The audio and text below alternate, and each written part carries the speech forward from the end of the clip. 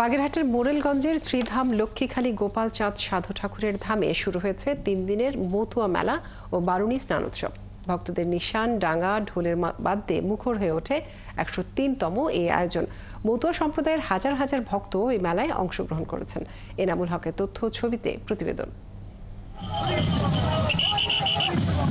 বৃহস্পতিবার সকাল থেকে দেশের বিভিন্ন এলাকা থেকে ডঙ্কা, ঢাক, ঢোল, ঝাঁজ, কাসর, দোতারা সহ বিভিন্ন বাদ্যযন্ত্র বাজিয়ে মুখে হরিনাম করতে করতে মেলায় আসেন ভক্তরা।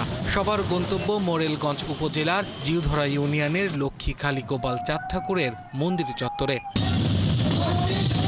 ২০০ বছরের পুরনো ঐতিহ্য এই মেলাটি এলাকায় গোপাল সাধুর মেলা নামে পরিচিত। এলাকাবাসী জানান, হিন্দু ধর্মাবলম্বীরা বাংলা ১৩২৮ সাল থেকে এখানে বারুণী স্নানের ও মেলার আয়োজন করে। এখানে প্রতি বছরই আমরা আসি, মনের ইচ্ছা পূরণ হয় এখানে স্নান করলে। মতুয়া আদর্শ এবং মতুয়া মতের যে কিছু পাওনা, সেই পাওনা আমরা পেয়ে থাকি বলে এখানে আসি।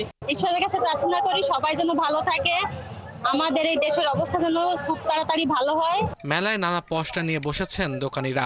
হরিচাঁদ ঠাকুরের ২১৪তম আবির্ভাব স্বর্ণোৎসব উপলক্ষে ৩ দিনের এই মাতোয়া মেলা শুরু হয়েছে। ভগবানের নামে আমরা জায়গা দল নিয়ে আসছি। গোপাল চাঁদের মহিমা যা আবির্ভাব হয় সেগুলো নিজ চোখে দর্শন করার জন্য পবিত্র স্থানে ঘুরতে আসছি, শ্রী শ্রী হরিচাঁদ ঠাকুরের দর্শন করতে আসছি। ঠাকুর যেন পূর্ণ করে, আমরা যেন ভালো থাকতে পারি।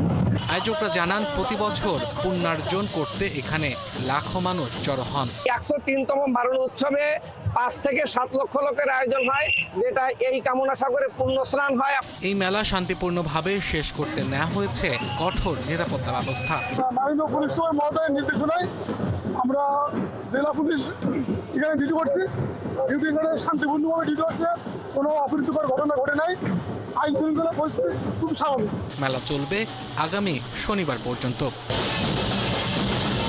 আব্দুল আল মামুন, ৭১।